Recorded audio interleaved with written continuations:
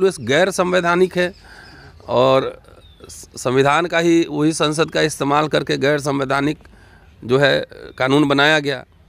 और जजेस का भी रवैया उसमें जो है ना, मतलब इस तरह का जुडिशरी तो मुझे नहीं लगता है कि जिस तरीके से उन्होंने डिसीजन दिया, बगैर किसी आंकड़ा, बगैर किसी कमीशन, बगैर किसी मांग के 48 घंटे में पास हो जाता है और कोर्ट भी उस पर मुहर लगा देता है।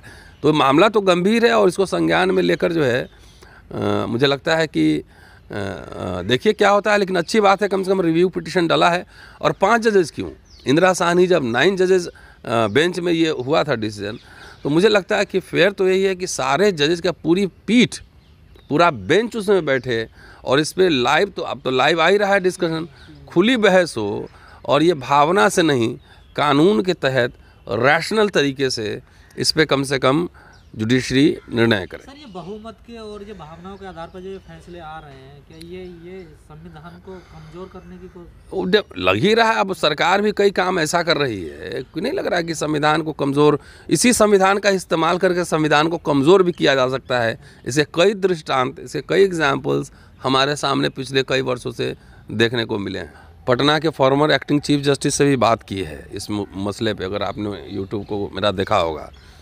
लॉयर से भी बात की है, कई लोगों से मैंने राय ली है और बातचीत रखा है।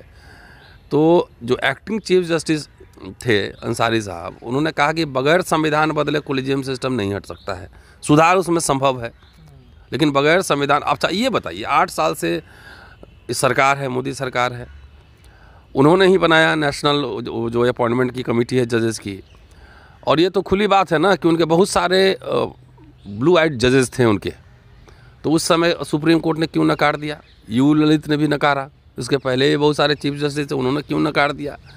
तो ये तो कानून के जानकार बेहतर बताएंगे। लेकिन अभी जो प्राइमा फेसी लग रहा है कि अगर ये नया कानून फिर, जैसे NJAC बनाया था ना उन्होंने, नया कानून बनाकर फिर अगर जाएगा कहाँ जाएगा, तो सुप्रीम कोर्ट में ही, सुप्रीम कोर्ट में जाएगा तो वैसे ही ध्वस्त उनको हो जाएगा। अब ये है कि अभी आपके लॉ मिनिस्टर जो है किरण रिजिजू, चूँकि DY चंचूड़ अभी चीफ जस्टिस बने हैं और शायद उनको लगता होगा कि हमारे सरकार के हिसाब से जो है हमारे पक्ष में फैसले नहीं देंगे, तो ये मामला जो है ना बहुत तेज़ी से अभी उठाया जा रहा है। तो इसके पीछे भी एक राजनीति है सरकार और न्यायपालिका के बीच की।